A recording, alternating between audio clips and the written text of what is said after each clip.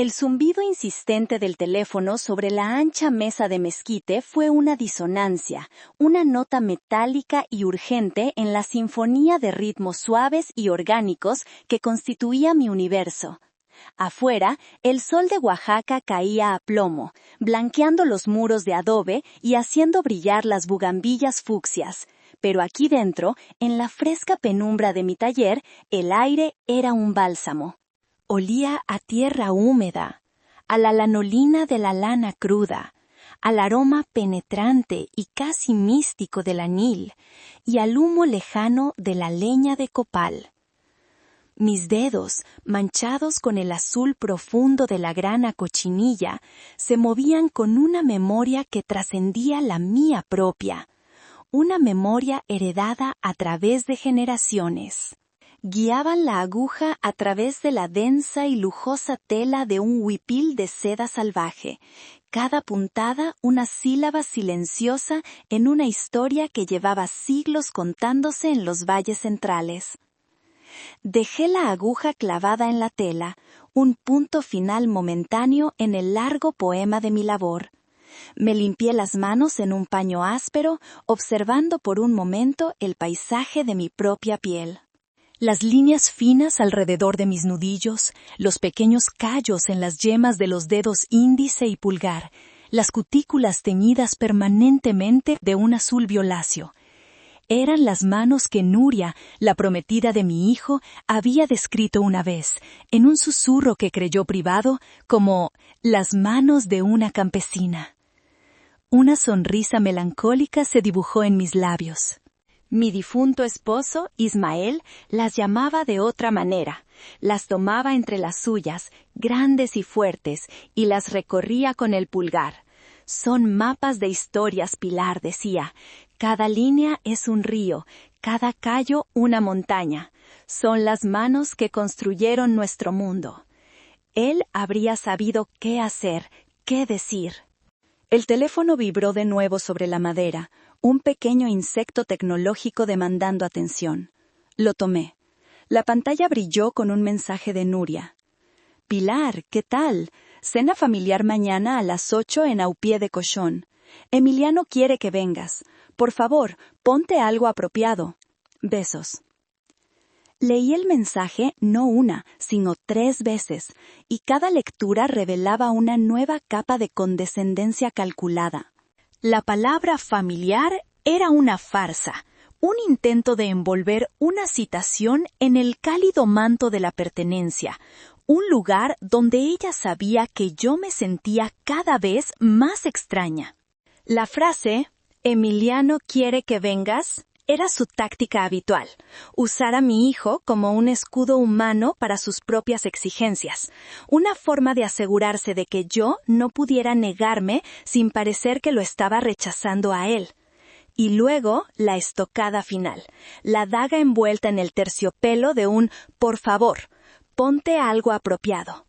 Como si yo, Pilar Reyes, que había pasado décadas estudiando la armonía del color y la elegancia de la forma, que había vestido a reinas y primeras damas sin que ellas supieran mi nombre, necesitara su tutela en el arte del buen vestir.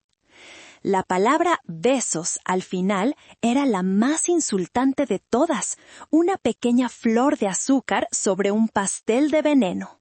Un suspiro largo y cansado escapó de mis pulmones, un sonido que pareció llevarse una pequeña parte de mi energía. Miré la fotografía enmarcada de Ismael que descansaba en mi mesa de trabajo. Fue tomada en nuestro 20º aniversario. Él sonreía, sus ojos llenos de esa luz tranquila y burlona que tanto amaba, la que aparecía justo antes de que hiciera una broma. «¿Qué hago, mi amor?», le susurré al retrato, un ritual tonto que mantenía desde su partida. Su respuesta, por supuesto, era el silencio resonante que ya conocía tan bien, pero en el santuario de mi corazón casi pude oír su voz, práctica y cariñosa. Haz lo que siempre haces, sé tú misma, y no dejes que te pisoteen. Pero ser yo misma era precisamente el problema. Mi mundo tejido con los hilos de la paciencia, la tradición y el silencio creativo, era un anatema para el universo de Nuria.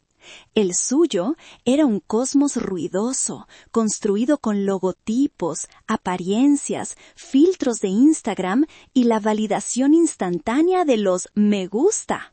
Mi hijo, mi único Emiliano, estaba atrapado en medio, un puente colgante entre dos continentes culturales, balanceándose precariamente con cada ráfaga de viento social. Una punzada de culpa, aguda y familiar, me recorrió. ¿Había sido un error? ¿Había fallado como madre al mantener la verdadera escala de mi trabajo en secreto? Lo había hecho por él, por un instinto protector quizás equivocado. Quería que construyera su propia vida, su propia carrera como arquitecto, sin la sombra potencial y abrumadora de la mía. Temía que mi mundo, con sus viajes a París y sus contratos en Milán, lo hiciera sentir pequeño, o peor, que lo volviera complaciente. Y ahora, al intentar protegerlo, me daba cuenta de que quizás solo lo había dejado ciego, vulnerable al brillo falso de una joya de imitación, incapaz de distinguir el oro del oropel. Este pensamiento, más que el mensaje de Nuria, me llenó de una profunda y helada inquietud. Apoyé el teléfono sobre la mesa con un clic definitivo. La decisión estaba tomada. Iría. No por Emiliano, no realmente, aunque me dijera a mí misma que sí. Ni siquiera por Nuria. Iría por mí. Iría porque sentía que una hebra suelta, una hebra de falta de respeto y desdén, amenazaba con deshacer todo el tejido de mi vida, de la vida de mi hijo. Y necesitaba ver esa hebra de cerca, entender su textura, su tensión, antes de decidir si debía cortarla de raíz o, de alguna manera, volver a tejerla en el patrón de nuestras vidas. Volví a mi huipil, a la historia que mis manos estaban contando. Pero ahora una nueva historia, una llena de tensión y un ominoso presentimiento comenzaba a tejerse en mi propia mente. La cena de mañana no sería solo una cena, sería un telar, un campo de batalla silencioso donde dos mundos chocarían. Y por primera vez en mucho tiempo no estaba segura de qué patrón resultaría de tan violento encuentro. A la mañana siguiente, el sol se filtraba a través de las persianas de carrizo, dibujando rayas de luz y sombra sobre el suelo de terracota. El aroma a café de olla, endulzado con piloncillo y canela, llenaba mi pequeña y silenciosa casa. Con una taza humeante en la mano, me paré frente al gran arcón de madera de cedro que ocupaba un lugar de honor en mi dormitorio. Contenía mis piezas más preciadas, no las más valiosas en términos monetarios, sino las más ricas en historia. Abrir su pesada tapa era como abrir un libro de historia personal, un diario tejido. Cada huipil, cada rebozo, contenía recuerdos, horas de vigilia, fragmentos irrecuperables de mi vida. Mientras mis dedos rozaban la suavidad de la seda y la honesta aspereza del algodón, mi mente se convirtió en un museo privado de agravios sutiles, cuyas salas recorría con una precisión dolorosa mientras me preparaba mentalmente para la noche que se avecinaba. La primera pieza de la colección, la que estaba en la entrada de este museo imaginario, era un recuerdo nítido, grabado con una claridad casi fotográfica de hacía 2 años. Fue el día que conocí a Nuria. Emiliano, mi Emiliano, la trajo a Oaxaca, sus ojos brillantes con ese amor nuevo y ciego que lo hacía parecer un adolescente de nuevo. Yo, queriendo honrar la ocasión, llevaba un huipil de algodón blanco, de San Antonino, famoso por sus bordados diminutos y perfectos, los hazmes y puedes, que representan las flores y los pájaros de mi jardín. Nuria, enfundada en un vestido minimalista de lino beige que parecía diseñado para no ofender a nadie y que probablemente costaba más que mi telar principal, me escaneó de pies a cabeza en un solo segundo. Su sonrisa no llegó a sus ojos. ¡Qué tierno!, dijo, su voz un almíbar empalagoso que no lograba ocultar el regusto amargo. Una de mis empleadas domésticas usa ropa muy parecida. Es tan folclórico. Emiliano se rió, un sonido nervioso y hueco, sin entender que la palabra folclórico en sus labios era un sinónimo educado, inferior, pintoresco, sin importancia. Yo simplemente sonreí, una sonrisa que había perfeccionado a lo largo de los años para ocultar 1000 emociones, y le ofrecí un vaso de agua fresca de Jamaica. Caminé mentalmente hacia la siguiente sala del museo. La Galería de la Navidad pasada. Había pasado 3 meses desde el final del verano hasta las primeras brisas frías de diciembre, tejiendo un rebozo de seda en telar de cintura. Era una pieza excepcionalmente compleja, usando un patrón zapoteco casi extinto que representaba el viaje del alma a través del inframundo. Los hilos, teñidos con el rarísimo y preciado caracol púrpura, brillaban con una vida propia, cambiando de color con la luz. Era una obra de arte, un trozo de mi corazón, un regalo para la mujer que mi hijo había elegido. Se lo di con una nota escrita a mano explicando su simbolismo. Unas semanas después, a mediados de enero, durante una videollamada para ponernos al día, Emiliano, siempre ansioso por mostrarme lo feliz que era, giró la cámara de su portátil. «Mira, mamá», dijo con una alegría forzada que no me engañó. «El rebozo es precioso, de verdad, pero no es muy del estilo de Nuria para vestir, ya sabes cómo es ella». «Pero mira, a Firulais le encanta su nueva cama de lujo». Y allí estaba, mi obra maestra, el viaje del alma, arrugada en una canasta de mimbre, sirviendo de lecho para un chihuahua de ojos saltones que me miraba con nerviosa hostilidad. Sentí una punzada tan aguda y fría en el pecho que me quedé sin aire.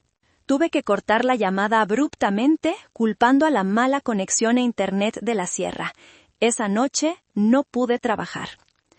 La última sala del museo no contenía un objeto, sino un sonido, una cadencia, la voz de Nuria cuando se dirigía a mí. Era una tortura sutil, una agresión constante velada de amabilidad. Hablaba despacio, articulando cada sílaba con una exageración insultante, como si yo fuera una niña, una extranjera o una anciana senil. «Pilar necesita ayuda con el menú del restaurante. ¿Entendió cómo usar el GPS para llegar?» Era un recordatorio perpetuo de que, en su mundo de velocidad y eficiencia, yo era una reliquia analógica, una pieza de museo interesante pero inútil, alguien que no entendía el lenguaje de la modernidad. Saqué el huipil que usaría esa noche. Lo extendí sobre mi cama. Era de seda negra, tan fina que parecía una sombra solidificada, bordado con un único y complejo diseño geométrico en hilo de plata que representaba la Vía Láctea vista desde la cima de Monte Albán. Era una pieza de una elegancia austera, una que susurraba su valor en lugar de gritarlo. Mientras lo sostenía, sintiendo su peso ligero en mis manos, el recuerdo de Ismael volvió con una fuerza abrumadora. Él había estado conmigo en el pequeño y destartalado apartamento de París cuando empecé a colaborar, en secreto, con las grandes casas de moda. Recordé sus palabras una noche, mientras yo, llena de dudas y del síndrome del impostor, consideraba volver a Oaxaca. «Tu talento es un faro, Pilar», me dijo. tomando mis manos entre las suyas. No lo escondas por miedo a opacar a otros. El mundo necesita tu luz. Deja que le muestre el camino a nuestro hijo, que vea que la grandeza puede venir de cualquier lugar. Me di cuenta, con una claridad dolorosa, de que al ocultar mi éxito había traicionado su consejo. Había atenuado mi propia luz por miedo. Y en esa penumbra autoimpuesta, la ignorancia y el desdén de Nuria habían crecido como la maleza en un jardín descuidado. Esta noche decidí, no se trataba de humillarla, se trataba de encender la luz, se trataba de honrar la memoria de Ismael, el legado de mis ancestras y el trabajo de mis manos.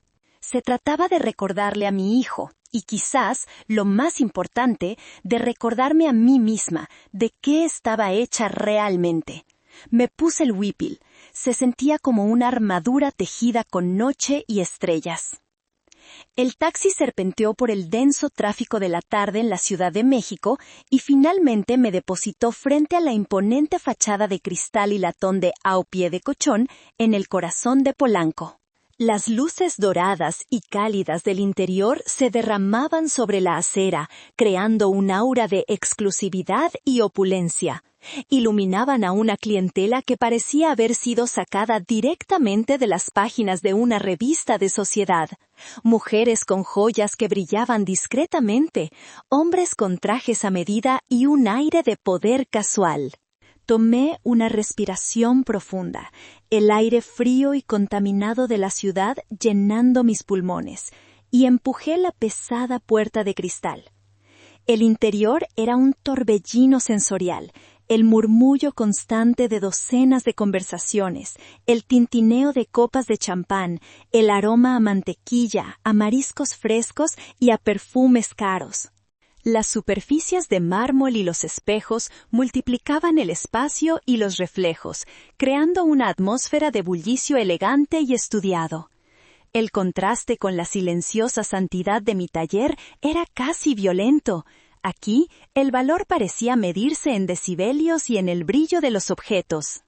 Un mesero joven, con un impecable uniforme blanco y una expresión de aburrimiento profesional, me miró con una ceja ligeramente arqueada, su mirada deteniéndose un instante de más en mis sandalias de cuero tejido.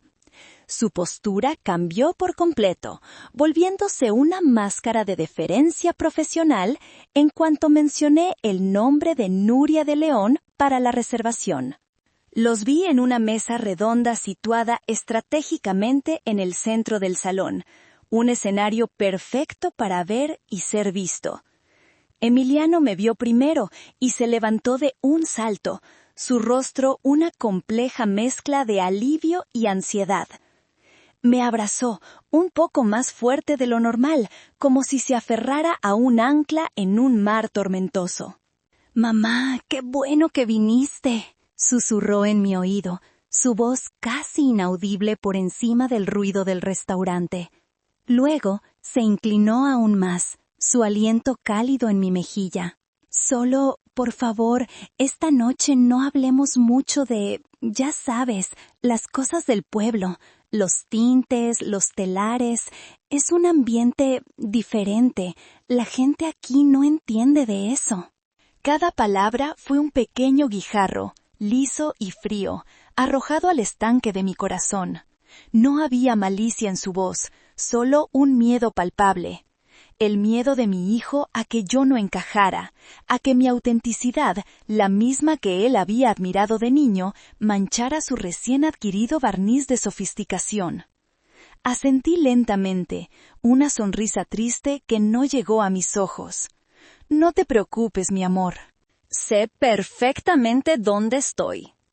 Nuria se levantó entonces, no para abrazarme, sino para presentarme a sus amigas en un gesto que parecía más una exhibición que una bienvenida. Me ofreció un beso al aire, a centímetros de mi mejilla, sus ojos fríos recorriendo mi huipil de arriba a abajo antes de posarse con desaprobación en mis sandalias. «Pilar, ¿qué?» «Puntual», dijo, y la forma en que pronunció la palabra puntual la convirtió en una acusación, como si la puntualidad fuera una virtud de la clase trabajadora, no de la gente de su esfera. Ellas son Dalia y Fabiana, continuó, señalando con un gesto lánguido de su mano a dos jóvenes que eran prácticamente clones de ella misma. El mismo cabello liso y brillante, el mismo maquillaje impecable que gritaba naturalidad a base de productos carísimos y vestidos de diseñador que parecían incómodos y restrictivos. «Mucho gusto», dijo Dalia, su mirada pasando sobre mí sin registrar absolutamente nada, como si yo fuera parte del mobiliario. «Encantada», añadió Fabiana, con el mismo tono desinteresado. Sus ojos, sin embargo, se quedaron fijos en el complejo broche de filigrana de plata que sujetaba mi rebozo. No con admiración, sino con la fría curiosidad con la que un entomólogo examina un insecto exótico antes de clavarle un alfiler. Me senté en la silla que Emiliano me la ofrecía, sintiendo el suave terciopelo bajo mis dedos. La mesa ya estaba poblada de copas de vino medio vacías y platos de aperitivos a medio comer. Me sentí como una antropóloga infiltrada, estudiando los extraños rituales de una tribu desconocida. Hablaban en un torrente de «o sea», «qué oso», «es lo más», salpicado de nombres de marcas y destinos de viaje exclusivos. Discutían acaloradamente sobre un reciente viaje a Aspen, se quejaban del servicio mediocre en un hotel de moda en Tulum y analizaban con seriedad de teólogos la última y controvertida colección de Balenciaga. Emiliano, en un intento bien intencionado pero torpe de incluirme, dijo: «A mi mamá le encanta viajar también, ¿verdad, mamá? Cuéntales de tu último viaje a la sierra». Antes de que pudiera siquiera abrir la boca, Nuria intervino con una risa cantarina y condescendiente. «Ay, mi amor, pero es diferente. Es otro tipo de viaje. Pilar viaja a pueblitos mágicos. Nosotras estamos hablando de Gestad. Es otra escala, ¿sabes?» Dalia y Fabiana rieron. No era una risa que compartiera alegría, sino una que cimentaba una alianza, una que trazaba una línea invisible pero infranqueable en la mesa. De un lado estaban ellas, las ciudadanas del mundo globalizado del lujo. Del otro estaba yo, la turista local, la representante de lo folclórico. Tomé mi copa de agua. El hielo tintineó contra el cristal. El primer acto de la obra había comenzado oficialmente, y yo era la única en la audiencia que sabía que, a pesar de las risas, estábamos en una tragedia. El mesero, un hombre mayor con una dignidad silenciosa, se acercó para tomar nuestra orden. Y fue en ese momento preciso cuando Nuria decidió desplegar su siguiente arma, una que consideraba un signo inequívoco de su superioridad cultural, el idioma. Se dirigió al mesero en un francés fluido, aunque con un acento marcadamente académico, delatando más horas de clase que de vida. Pidió un chasagne montrachet, una entrada con un nombre complicado que pronunció con una floritura teatral, y lo hizo todo con una cadencia y un volumen diseñados para asegurar que toda la mesa, y quizás las mesas adyacentes, fueran plenamente conscientes de su bilingüismo cosmopolita. Yo permanecí en silencio, estudiando el menú con una atención que no sentía. Las palabras en francés me llegaban no como un alarde, sino como un eco de mi propia vida. Había pasado 5 años de mi juventud en un pequeño y luminoso apartamento en Le Marais, en París. El francés no era un adorno para mí.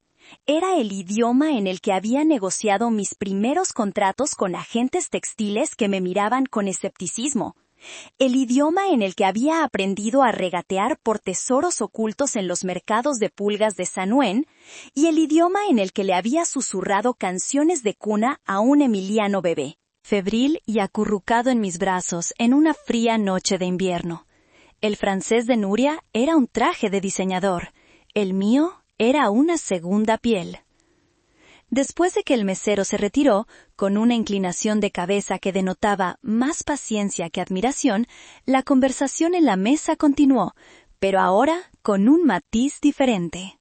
Nuria, envalentonada por su propia actuación, comenzó a salpicar sus frases en español con expresiones y modismos en francés, como si el idioma de Cervantes fuera un vehículo demasiado pedestre para la sutileza de sus pensamientos.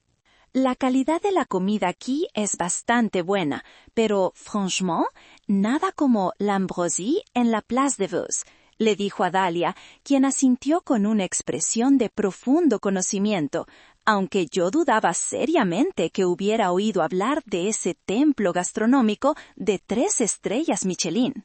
Emiliano me miraba de vez en cuando, una sonrisa nerviosa y culpable en su rostro, como pidiendo disculpas por un espectáculo que no sabía cómo detener ni comprendía del todo. Él solo veía a su prometida siendo Nuria. Yo veía algo más, una inseguridad tan profunda que necesitaba ser apuntalada constantemente con demostraciones de superioridad. Entonces ocurrió. Nuria acababa de terminar una larga y aburrida anécdota sobre cómo había rechazado un bolso de Hermès porque el tono del cuero estaba ligeramente apagado. Una tragedia de primer mundo que relató con la gravedad de un cirujano describiendo una operación a corazón abierto. Louis, mientras yo levantaba mi copa de vino para tomar un sorbo, se inclinó hacia Dalia, bajando la voz a un susurro conspirador, pero con una acústica perfectamente calculada para que llegara clara y nítida hasta mi lado de la mesa. Y en francés, con una dulzura venenosa, dijo: «Mon Dieu, regarda sa robe, on dirait un nappe de pique-nique». Dios mío, mira su vestido. Parece un mantel de picnic. El mundo pareció ralentizarse por un instante. Oí el comentario con una claridad perfecta, cada sílaba resonando en mi cerebro. La elección de las palabras, nappe de picnic, no era casual.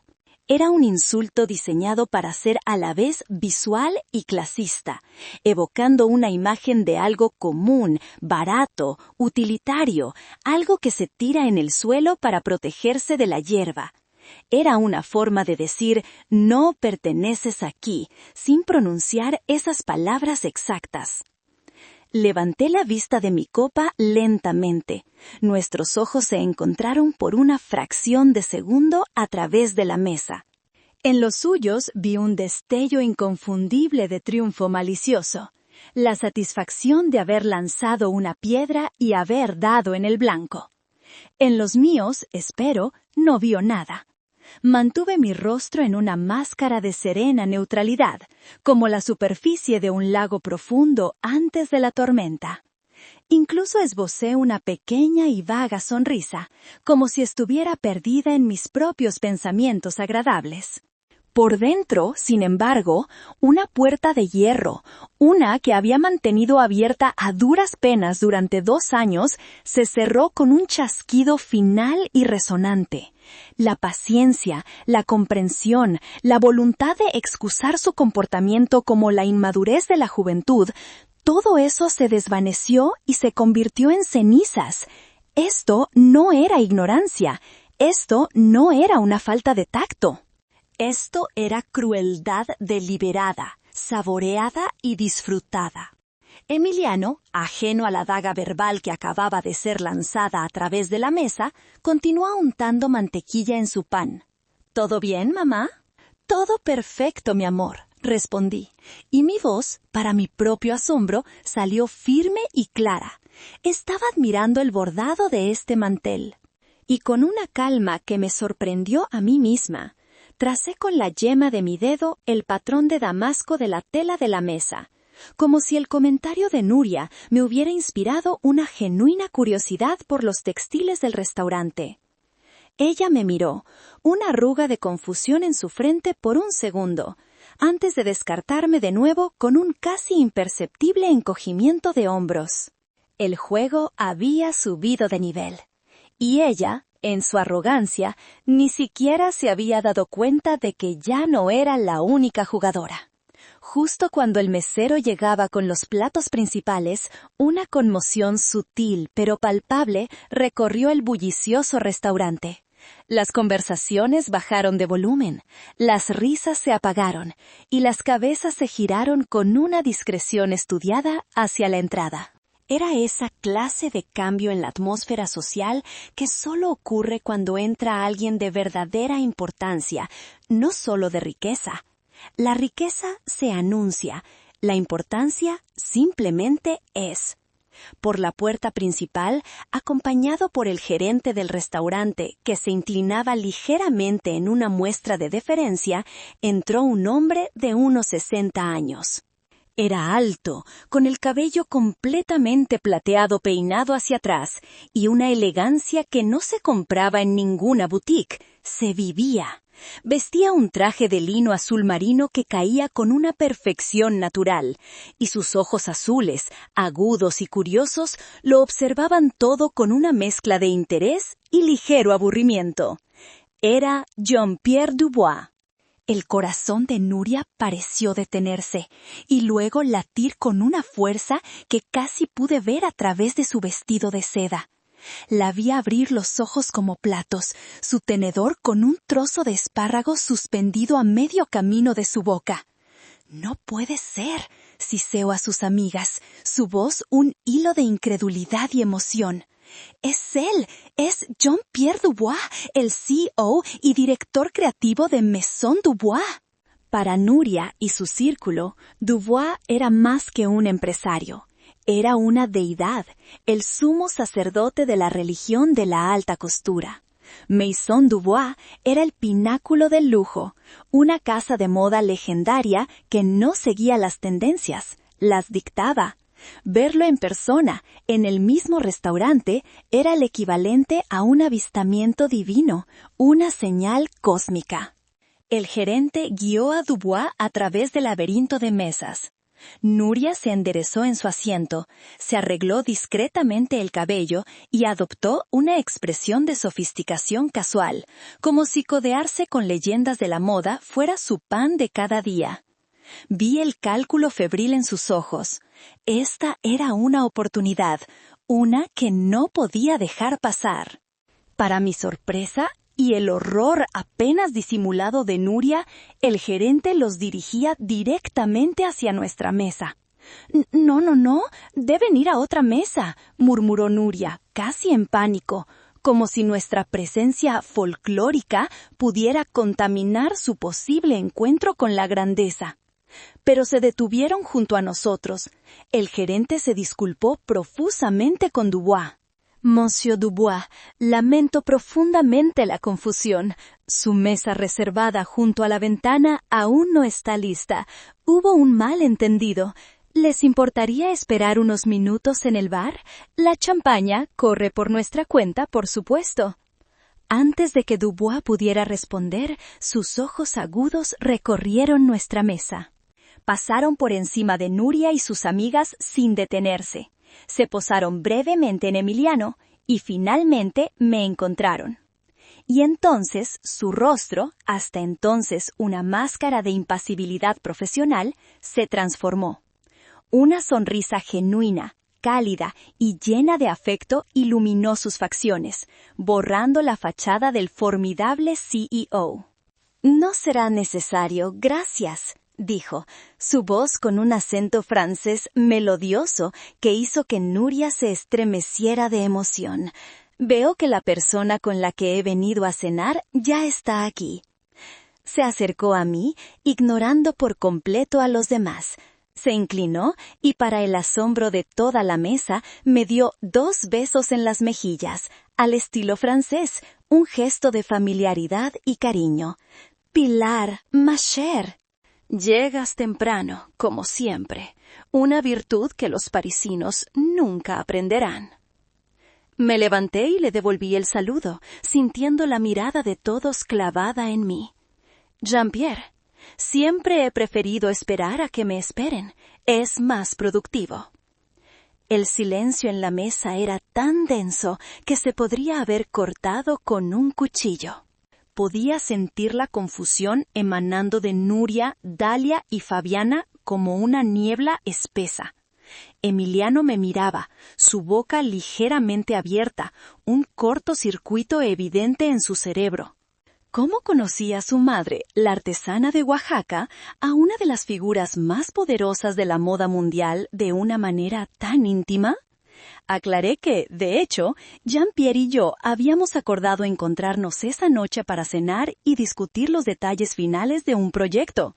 La coincidencia era que Emiliano había elegido el mismo restaurante. Jean-Pierre, con su encanto natural, insistió en que no había problema, que se uniría a nosotros. Le pidió al gerente que añadiera un asiento y una copa a mi lado. Mientras se acomodaba, sentí el equilibrio de poder en la mesa inclinarse tan dramáticamente que fue casi audible. Nuria me miraba con una nueva expresión. Ya no era desdén, era una mezcla de shock, incredulidad y un incipiente pánico. La pieza de museo acababa de revelarse como la curadora de la exposición. Y la noche, lejos de terminar, apenas comenzaba. Uno podría pensar que la llegada de Jean-Pierre y la revelación de nuestra sorprendente conexión habrían hecho que Nuria se replegara, que adoptara una actitud de cautela y humildad. Pero la arrogancia, cuando se ve acorralada, no se rinde, se vuelve más estridente, más desesperada. Su necesidad de demostrar su valía frente a su ídolo, era ahora tan abrumadora que ahogó cualquier atisbo de prudencia. Era como un mal actor que, al ver a un crítico famoso entre el público, empieza a sobreactuar de forma grotesca. La conversación, inevitablemente, se centró en la moda.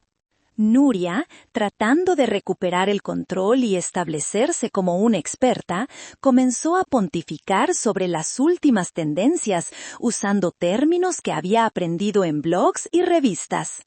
Hablaba con una autoridad impostada de la deconstrucción de la silueta, del renacimiento del maximalismo y de la influencia del streetwear en el lujo. Jean-Pierre escuchaba con una paciencia casi paternal, asintiendo de vez en cuando, sus ojos con un brillo divertido que solo yo, que conocía su aversión por los clichés, podía interpretar correctamente. Emiliano, por su parte, parecía haberse encogido en su asiento. La situación era demasiado para él. Los dos mundos que había intentado mantener separados, el de su madre tradicional y el de su prometida moderna, habían colisionado de una manera que nunca podría haber imaginado, y él estaba atrapado en la zona de impacto, sin saber qué decir ni cómo actuar. Fue durante el plato principal, un confit de pato que Nuria diseccionaba con una precisión casi quirúrgica, cuando decidió lanzar su siguiente ataque. Esta vez, el objetivo eran mis manos. Yo había estado gesticulando mientras le explicaba en voz baja a Jean-Pierre un detalle técnico sobre el proceso de teñido con añil, y mis manos quedaron bajo la luz directa de la pequeña lámpara que colgaba sobre nuestra mesa. Nuria observó mis dedos, los pequeños callos en las yemas que eran el resultado de 30 años de trabajo, las cutículas teñidas permanentemente de un leve tono azulado que ninguna manicura podía eliminar. Se volvió hacia su madre, Beatriz, que se había unido a la mesa poco después de la llegada de Jean-Pierre y que era una versión mayor y más dura de la misma arrogancia. «Guarda le sue mani, un idioma che sapeva che Jean-Pierre también dominava por sus frequenti negozi in Milan», dijo con un falso tono di compassione, però con una crueltà subyacente che era inconfondibile. Guarda le mani di una contadina, poverina, si vede che ha lavorato duro tutta la vita, che imbarazzo per Emiliano. Mira sus mani, las mani de una campesina, poverina, si vede che ha lavorato duro tutta la vita, che imbarazzo per Emiliano. Pobrecita, se ve que ha trabajado duro toda la vida. ¡Qué vergüenza para Emiliano! El insulto fue doblemente cruel, una obra maestra de la malicia. No solo me atacaba a mí, a la esencia de mi trabajo, sino que también intentaba usarme para avergonzar a mi hijo, para pintarlo como alguien que debería sentirse disminuido por sus orígenes. Sentí el calor subir a mis mejillas, una humillación tan infantil, tan básica, que me sorprendió. Por un instante, un reflejo primario me hizo querer esconder mis manos debajo de la mesa, ocultar la evidencia de mi vida. Estas mismas manos que mi difunto esposo solía besar una por una, llamándolas mis herramientas mágicas, los mapas de nuestras historias. Estas manos habían creado belleza de la nada, habían pagado la prestigiosa Universidad de Emiliano, habían construido un negocio respetado en todo el mundo, aunque fuera en silencio. Y en ese momento, la tristeza que había sentido antes se evaporó por completo. Fue reemplazada por una claridad fría, afilada como un trozo de obsidiana recién tallada. La paciencia se había agotado. La comprensión se había extinguido. Esto ya no era un malentendido cultural. Era una declaración de guerra contra todo lo que yo era, contra mi trabajo, mi historia y mi hijo. Mantuve la compostura. No le di la satisfacción de verme reaccionar. Pero miré a Jean-Pierre. Él había oído el comentario. Vi un endurecimiento casi imperceptible en la línea de su mandíbula, un destello fugaz de acero en sus ojos azules. Nuestros ojos se encontraron por una fracción de segundo, y en esa mirada silenciosa supe que tenía un aliado incondicional. La obra estaba a punto de llegar a su inevitable y dramático clímax, y el telón estaba a punto de caer sobre la pequeña y miserable farsa de Nuria de León. Con la adrenalina de la audacia corriendo por sus venas y la necesidad desesperada de recuperarse de su anterior tropiezo, Nuria decidió que era su momento de brillar, de demostrarle a Jean-Pierre que ella no era una simple aficionada, sino una igual intelectual y estilística. Comenzó a dirigirle la conversación directamente, tratando de establecer un terreno común en el esotérico y exclusivo mundo de la alta costura. La última colección de Schiaparelli fue absolutamente divina, ¿no cree, Monsieur Dubois? Comenzó pronunciando Schiaparelli con un énfasis gutural y exagerado. Ese uso del trompeloilo en los tejidos fue un guiño tan inteligente y posmoderno a los archivos históricos de la casa. Ciertamente fue un homenaje bien ejecutado, respondió Jean-Pierre con una diplomacia imperturbable, tomando un sorbo de su vino. Elsa siempre tuvo un gran sentido del humor. Nuria, sintiéndose animada por haber recibido una respuesta, decidió aventurarse en un territorio más técnico, un error fatal para los que solo conocen la guerra por los libros. Y la forma en que las grandes casas están reviviendo las técnicas de bordado antiguas es fascinante. Vi un vestido increíble en la última pasarela de Chanel, con un bordado de Pointe de Croix que era simplemente sublime, tan estructural. Ahí estaba, la trampa en la que cayó sola. Pointe de Croix, el punto de cruz, una de las técnicas de bordado más básicas, más fundamentales, la que se enseña a las niñas en sus primeras clases de costura. Es encantador, es tradicional, pero en el contexto de la alta costura parisina, mencionarlo como un ejemplo de técnica sublime era el equivalente a elogiar a un chef de 3 estrellas Michelin por su increíble habilidad para hacer una tostada con mantequilla.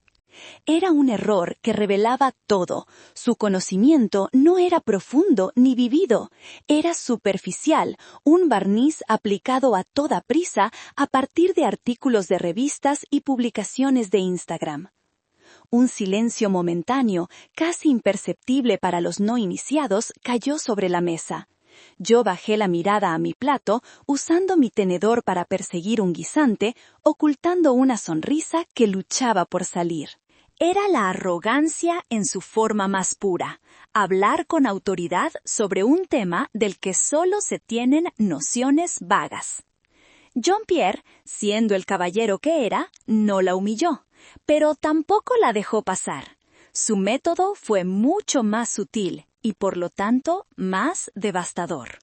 Con una amabilidad que era casi más cortante que el sarcasmo, la corrigió suavemente, como un profesor corrigiendo a un estudiante prometedor pero equivocado. «Ah, vous voulez dire le point de chaînette, n'est-ce pas?» dijo, su voz suave pero clara. «O quizás le point de Beauvais». El punto de cadeneta es mucho más común en la alta costura por su delicadeza y la rapidez con la que se puede ejecutar con un ganchillo de Luneville.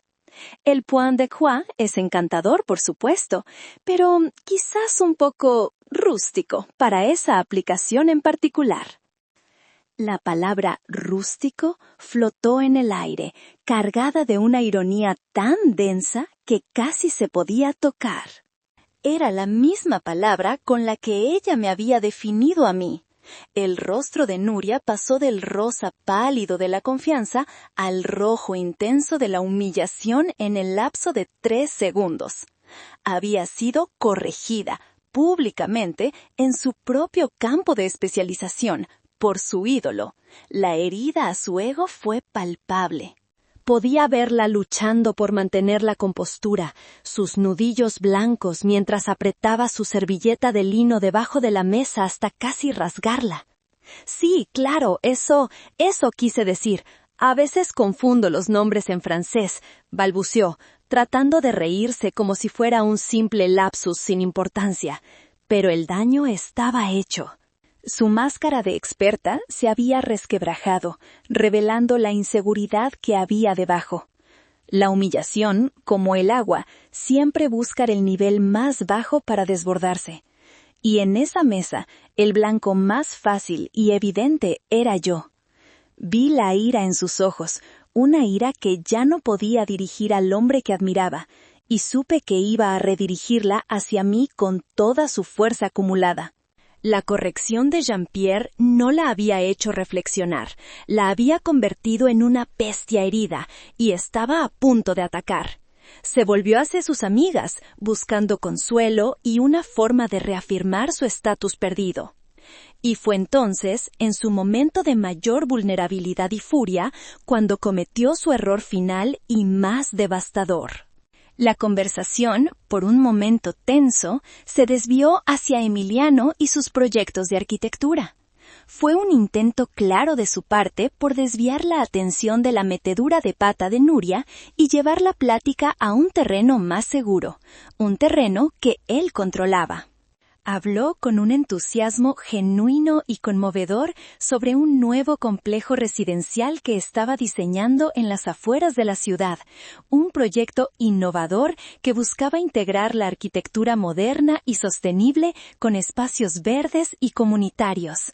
De hecho, dijo, y su rostro se iluminó al mirarme, un destello del niño orgulloso que solía mostrarme sus dibujos. Estoy planeando incluir un pequeño estudio con mucha luz natural en la casa que diseñaré para nosotros. Un lugar donde mi mamá pueda tener su telar y seguir trabajando cuando nos visite en la ciudad. Fue dicho con amor puro, con la mejor y más noble de las intenciones. Era su forma de tender un puente, de unir sus dos mundos.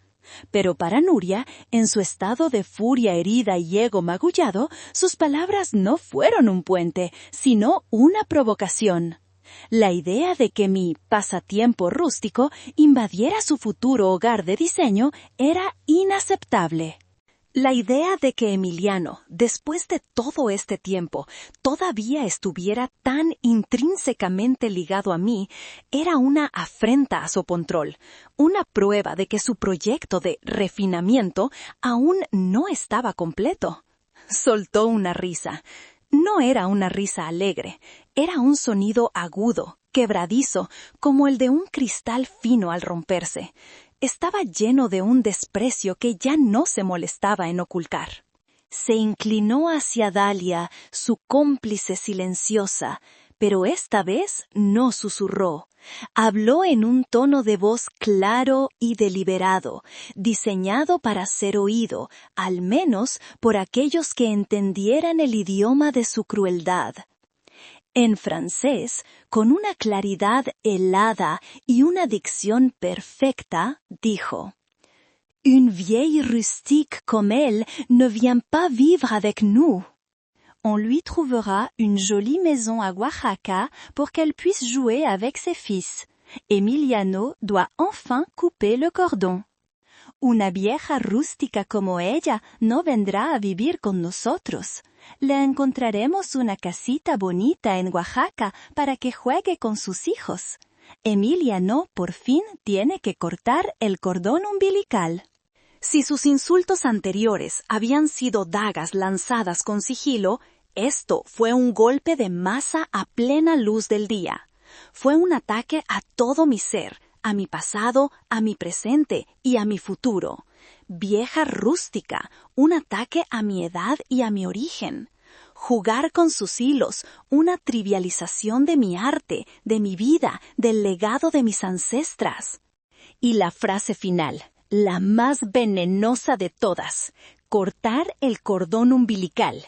Era una declaración de guerra, un intento explícito de extirparme de la vida de mi propio hijo, de reducirme a una obligación lejana que debía ser contenida en un pueblito mágico. Miré a Emiliano. Él sonrió, una sonrisa tensa e incómoda, completamente perdido. Captó el tono burlón, pero no el veneno de las palabras. Pensó que era una broma interna, otra de esas cosas de chicas que no entendía. ¿De qué se ríen?, preguntó, con una ingenuidad que me rompió el corazón. «De nada, mi amor, cosas nuestras», respondió Nuria, dándole una palmadita condescendiente en la mano. En ese instante, todo el amor, toda la paciencia, toda la compasión que había intentado sentir por esta joven se secó, se marchitó y se convirtió en polvo. Vi su futuro con mi hijo con una claridad aterradora, un futuro en el que yo sería marginada, ridiculizada, reducida a una anécdota vergonzosa que se cuenta en cenas elegantes. Y vi a mi hijo, lentamente, siendo despojado de sus raíces, de su esencia, hasta convertirse en un accesorio más en la vida perfectamente curada de ella. Una calma extraña, casi sobrenatural, descendió sobre mí. No era resignación, era la calma del ojo de un huracán. El caos de la humillación y el dolor giraba violentamente a mi alrededor, pero en mi centro había una quietud absoluta, una certeza inquebrantable de lo que debía hacer. Miré a Jean-Pierre por encima del borde de mi copa. Él había escuchado cada palabra. Su rostro era una máscara de piedra, pero sus ojos, fijos en mí, contenían una furia fría y un mensaje inequívoco. «Es tu momento, Pilar. Yo te cubro la espalda». Asentí, un movimiento casi imperceptible de mi cabeza. La gota no solo había derramado el vaso, había provocado una inundación, y yo estaba a punto de abrir las compuertas. No dije nada. En el teatro de la vida, a veces el silencio es el monólogo más elocuente. No hubo un grito ahogado, ni una lágrima furtiva, ni siquiera un ceño fruncido que le diera la satisfacción de saber que sus palabras habían aterrizado. Simplemente tomé mi cuchillo y mi tenedor y, con una precisión metódica, corté un trozo de mi filete. Lo llevé a mi boca y lo mastiqué lentamente, deliberadamente, saboreando la textura de la carne, la acidez de la salsa bearnesa, como si fuera lo más fascinante y absorbente del mundo. Mi calma era una anomalía, una isla de quietud en el mar de tensión que se había apoderado de la mesa. Dalia y Fabiana se removían incómodas en sus asientos, intercambiando miradas nerviosas. Sentían que algo había cambiado, que una línea invisible se había cruzado, pero no podían articular qué era. Beatriz, la madre de Nuria, me miraba con una suspicacia abierta, sus ojos entrecerrados tratando de descifrar mi impasibilidad. Emiliano seguía ajeno a la corriente subterránea, tratando de reanudar su conversación sobre las complejidades de las licencias de construcción, su voz sonando hueca y lejana. Jean-Pierre permanecía en un silencio regio, observando la escena con la paciencia de un rey en un tablero de ajedrez, esperando el movimiento decisivo de su reina. ¿Y Nuria? Mi silencio la desconcertó al principio, pero su arrogancia rápidamente lo reinterpretó a su favor. Para ella, mi falta de reacción era la prueba final y definitiva de mi ignorancia. Me había insultado de la manera más vil y directa posible, y yo ni siquiera me había dado cuenta. Una pequeña sonrisa de suficiencia, casi imperceptible, se dibujó en la comisura de sus labios. Se recostó en su silla, el lenguaje corporal de una depredadora que ha asegurado su presa. Relajada, en control, la dueña indiscutible del campo de batalla.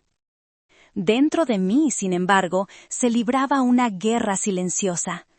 Cada latido de mi corazón era un tambor que marcaba el ritmo de décadas de recuerdos que desfilaban ante mis ojos. Pensé en mi madre, una mujer de una dignidad inmensa, enseñándome a tejer a la luz de una vela en nuestra humilde casa de Teotitlán del Valle. Sus manos, nudosas y fuertes, guiando las mías, torpes y pequeñas. Cada hilo tiene un espíritu, Pilar, me decía en zapoteco. Cada color tiene una voz. Trátalos con respeto y ellos contarán tu historia por ti. Pensé en Ismael, el joven arquitecto de la ciudad que se había enamorado de la tejedora, animándome a enviar mis primeras piezas a una galería en la Ciudad de México, creyendo en mí con una fe que yo misma no poseía. Pensé en las noches de insomnio en aquel minúsculo apartamento de París, luchando con el idioma, la soledad y la abrumadora sensación de ser una extraña. Todo para darle a Emiliano un futuro que yo nunca tuve. Pensé en el significado profundo de la palabra rústica. Para Nuria y su mundo era un insulto, un sinónimo de simple, tosco, sin valor. Para mí era una medalla de honor. Rústico era el olor de la tierra mojada después de la primera lluvia de mayo. Rústica era la solidez milenaria de un árbol de tule. Rústica era la sabiduría contenida en las arrugas de una anciana de mi pueblo. Mi arte no era rústico, estaba arraigado. Arraigado en una cultura, en una historia, en una verdad que Nuria, con todos sus viajes a Gestad y sus bolsos de diseñador, nunca podría empezar a comprender. Jugar con mis hilos. La frase resonaba en mi cabeza con una ironía amarga. ¿Jugar?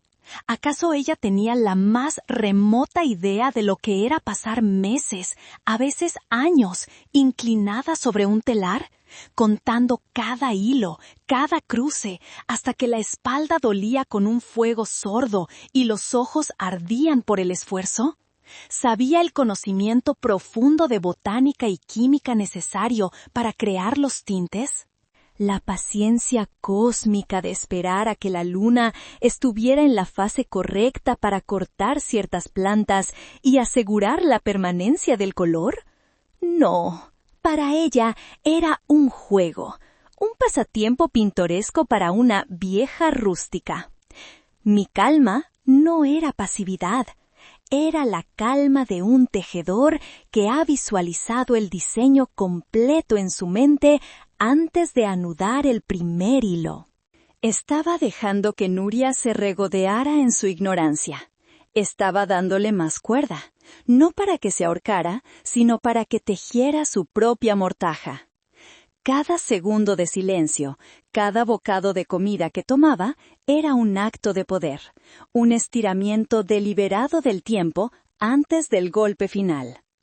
Terminé mi plato. Limpié mis labios con la esquina de la servilleta de lino. Coloqué los cubiertos juntos, perfectamente paralelos sobre el plato vacío. El ritual estaba completo. La tormenta, contenida durante tanto tiempo, estaba a punto de desatarse. El mesero, con una eficiencia silenciosa, retiró los platos principales. La llegada del postre y el café siempre trae consigo una sensación de finalidad, un cambio de ritmo que anuncia que la velada se acerca a su conclusión. Fue en este interludio, en este espacio suspendido entre la cena y la despedida, que Jean-Pierre, con la habilidad de un director de orquesta que sabe exactamente cuándo darle entrada a los violines, retomó la palabra. Hablando de inspiración, dijo, su mirada recorriendo la mesa, pero sus palabras dirigidas sutilmente hacia mí, creando un espacio íntimo en medio del grupo. Nuestra próxima colección de alta costura, L'Âme du Mexique, es quizás el proyecto más ambicioso y personal en el que me he embarcado en la última década. Como un depredador que detecta movimiento, los huudos de Nuria se animaron. La conversación volvía a su territorio, y esta era su última oportunidad para redimirse, para impresionar. «Es un desafío enorme», continuó Jean-Pierre, su tono volviéndose más reflexivo. «No queremos caer en los clichés que el mundo de la moda ama tanto. No queremos calaveras de azúcar ni zarapes de colores estridentes. Queremos capturar el espíritu, el duende, como dirían los españoles. El alma. Y para eso, una colección necesita un corazón, una pieza central, un ancla que la fije en la autenticidad y le dé su verdadera voz». Nuria no pudo resistirse. Se inclinó hacia adelante, sus ojos brillando con una ambición febril, casi desesperada. Interrumpió una falta de etiqueta que pasó por alto en su prisa. «Monsieur Dubois, si me permita», dijo, su voz un poco más alta de lo necesario. «Eso es exactamente lo que mi agencia, de León PR, hace. No vendemos productos, creamos narrativas. Conectamos marcas con el alma de la cultura. Podríamos organizar una campaña de lanzamiento espectacular, una que trascienda la moda. Podríamos conseguir a las celebridades más influyentes, a los artistas más vanguardistas. Podríamos crear un evento inmersivo en una hacienda histórica en Mérida. Generaríamos un buzz que resonaría globalmente, se lo aseguro». Hablaba con rapidez, las palabras atropellándose en su prisa por demostrar su valía. Era un discurso de venta bien ensayado, pulido y enérgico, pero carecía de algo fundamental. Hablaba de buzz, de influencers y de narrativas, mientras Jean-Pierre había hablado de alma y autenticidad. Estaban en planetas diferentes, hablando idiomas distintos aunque usaran las mismas palabras. Jean-Pierre la escuchó con una atención inexpresiva, su rostro una máscara de cortesía profesional.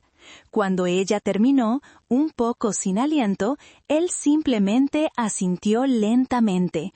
«Una propuesta muy enérgica, señorita de León. La tendré en cuenta».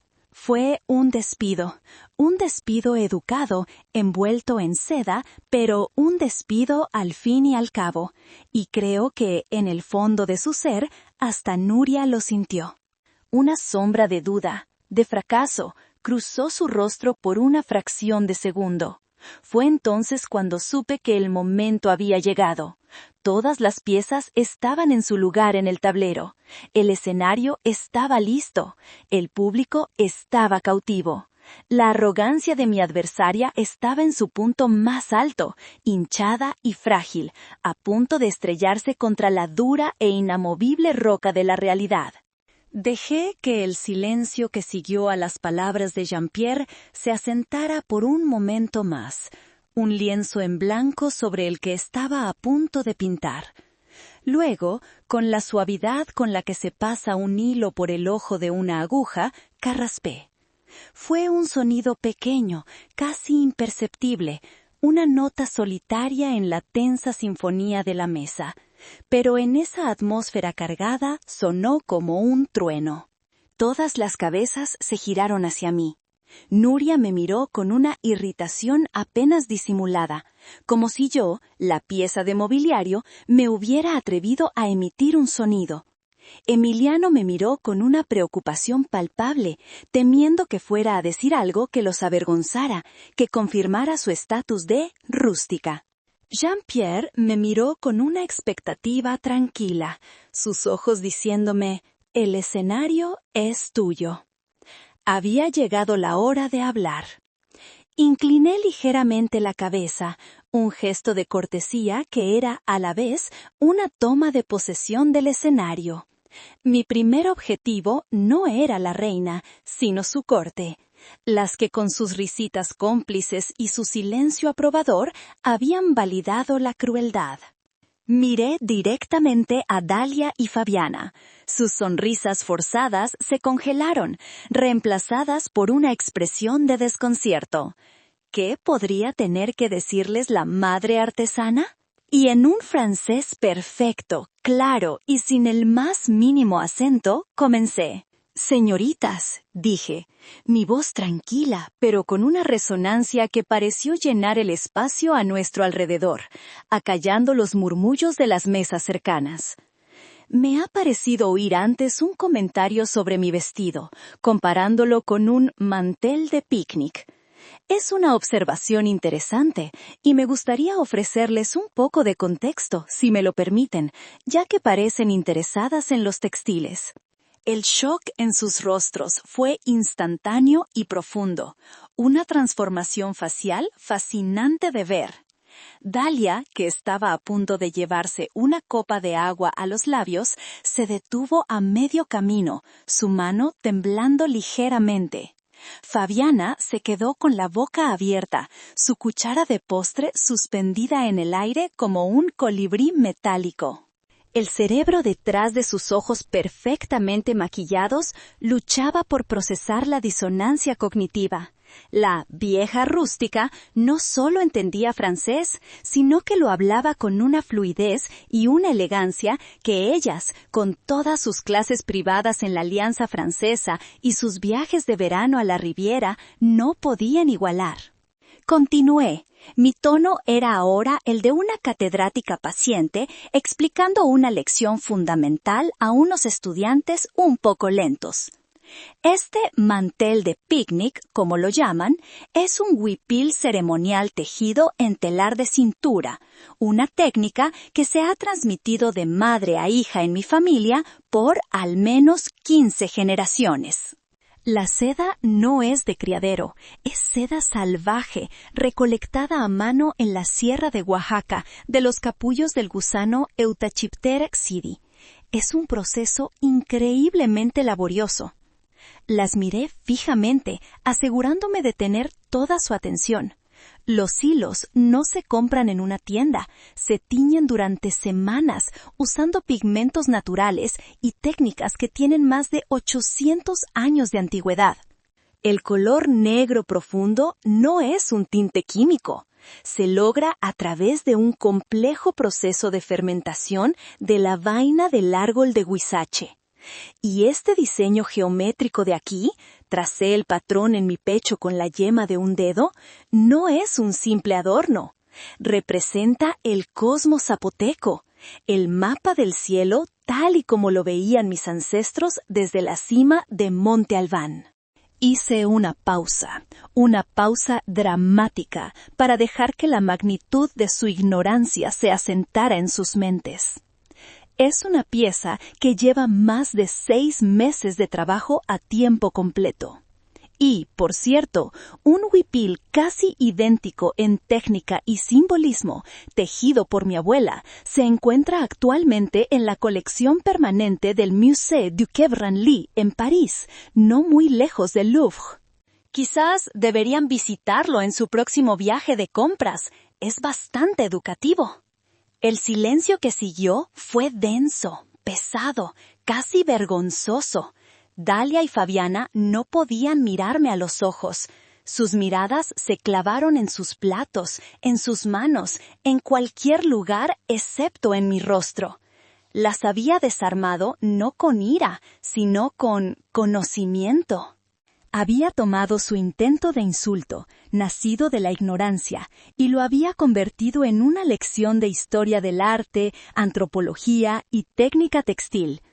Había expuesto su superficialidad de una manera devastadora y académica. El primer acto de mi respuesta había concluido. El telón se había levantado, revelando una verdad que no esperaban. Ahora era el turno del segundo acto, y mi atención se desplazó, fría y precisa, hacia mi siguiente objetivo. Sin perder el ritmo, mi mirada se movió de las pálidas y avergonzadas caras de las amigas de Nuria hacia su madre, Beatriz. Ella me sostenía la mirada, sus ojos duros y desafiantes, pero pude ver una nueva incertidumbre arremolinándose en sus profundidades, como la turbulencia bajo una superficie de hielo. Se había dado cuenta, demasiado tarde, de que había subestimado gravemente a su oponente. Cambié de idioma tan suavemente como se cambia de color en un telar, pasando del francés melódico al italiano nítido y resonante. Mi acento milanés, pulido durante los 2 años que viví en un pequeño apartamento cerca de la vía della Spiga, colaborando con una pequeña pero influyente casa de diseño, salió sin esfuerzo, auténtico y vivido. Señora de León, comencé, mi voz manteniendo el mismo tono tranquilo y medido, lo que hacía que las palabras fueran aún más impactantes. Creo que también usted hizo una observación bastante aguda sobre mis manos, llamándolas manos de campesina. Y quiero que sepa que tiene toda la razón. Un destello de triunfo momentáneo cruzó su rostro, creyendo que yo estaba admitiendo la derrota, que estaba validando su insulto. Fue un error de cálculo fatal. Son, en efecto, las manos de alguien que trabaja la tierra, continué, mirándola fijamente.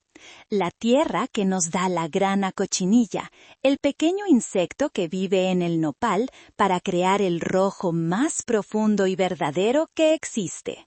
La tierra que nos regala la flor de cempasúchil para el amarillo dorado del sol y el arbusto de añil para el azul del cielo nocturno. Son manos que entienden el lenguaje de las plantas, de las estaciones, del tiempo. Son manos que crean, no solo consumen. Me incliné ligeramente hacia adelante sobre la mesa, mi voz bajando un poco, volviéndose más confidencial, pero cada palabra era clara como el cristal, cortante como un diamante. Pero estas manos de campesina, señora, estas manos que parecen ofender su sensibilidad, también han sido fotografiadas para un reportaje de 12 páginas en la revista Vogue Italia, elogiadas por su poderosa expresión de autenticidad artesanal. Estas manos han estrechado las de ministros de cultura y directores de museos de todo el mundo.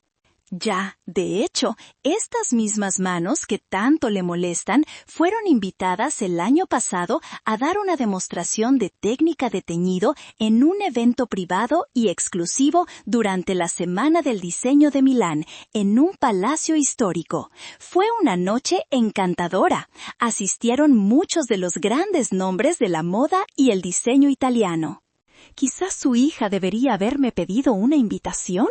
Podría haber hecho contactos muy útiles para su carrera. El golpe dio en el blanco con una precisión letal. La mención de Vogue Italia, la Semana del Diseño de Milán, los grandes nombres, eran estocadas directas al corazón de su sistema de valores, un mundo que ella adoraba desde la distancia, pero al que yo pertenecía por derecho propio. Beatriz palideció visiblemente.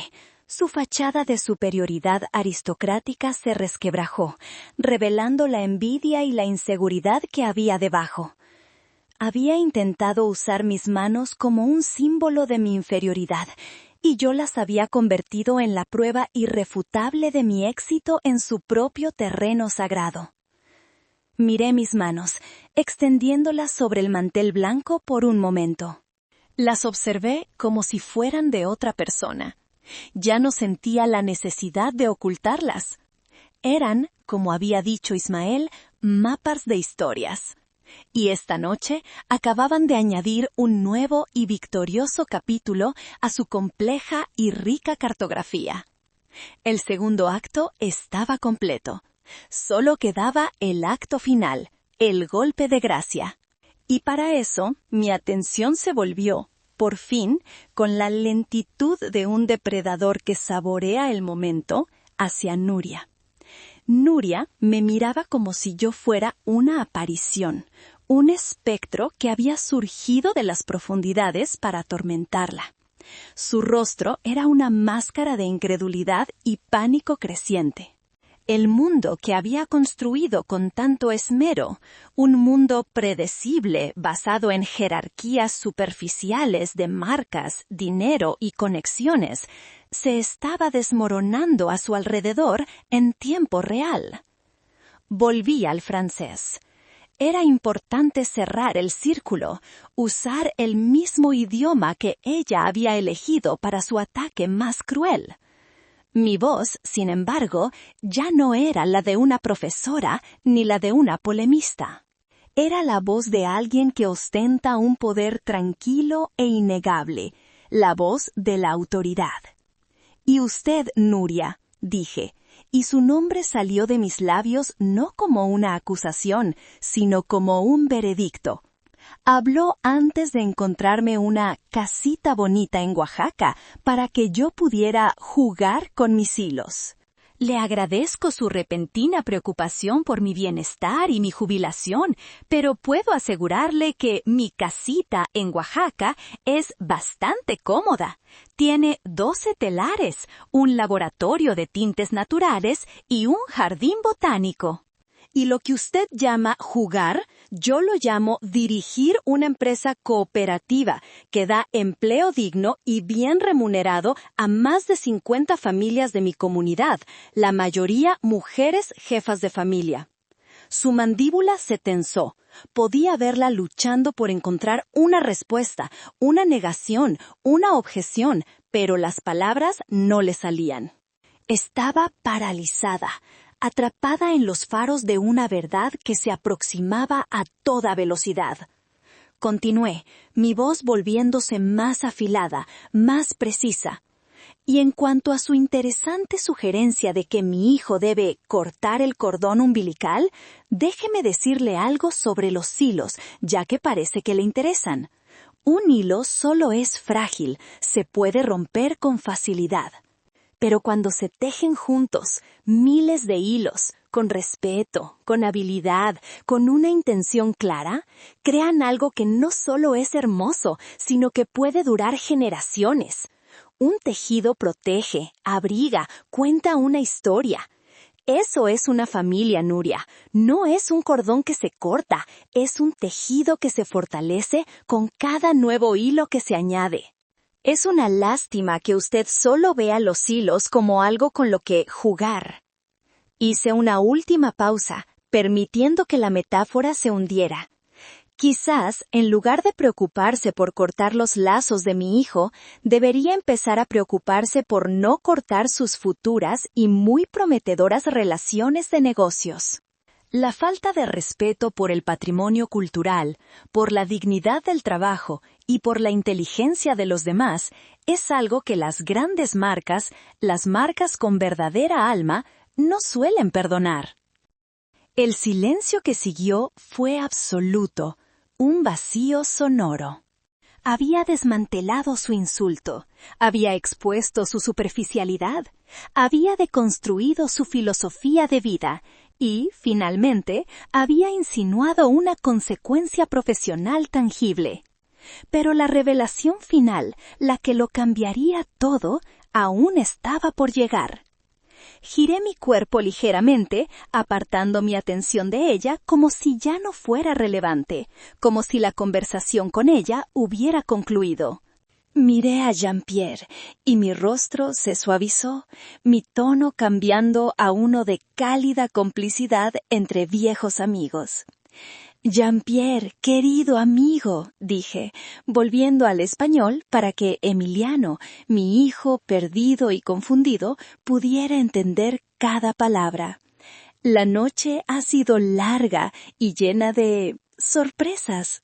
¿Qué tal si les contamos de una vez por todas sobre el verdadero corazón de la colección L'Âme du Mexique?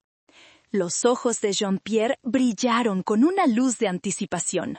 Había estado esperando esta señal, este pase de batuta. Se aclaró la garganta y supe que el juicio final estaba a punto de ser dictado. Jean-Pierre se puso de pie. No era un hombre particularmente alto, pero en ese momento su presencia parecía llenar toda la sala.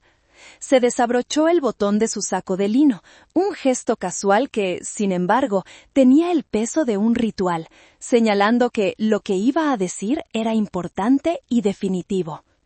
No miró a Nuria, no miró a nadie más en la mesa por un momento. Sus ojos estaban fijos en un punto en la distancia, como si se dirigiera no a nuestro pequeño y disfuncional grupo, sino a un consejo de administración, a la prensa, al mundo. «Damas y caballeros», comenzó, su voz en un español claro y resonante, desprovisto casi por completo del acento francés que usaba en conversaciones más informales. Era la voz de un CEO en control total, dirigiéndose al mundo. Como algunos de ustedes saben, Maison Dubois ha pasado el último año en una búsqueda, casi una peregrinación, buscando el alma de México.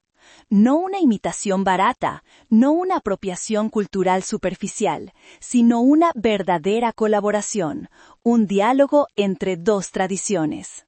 Hemos buscado un artista cuyo trabajo no solo sea técnicamente impecable, sino que esté imbuido de historia, de espíritu y de una verdad innegable que trascienda las fronteras.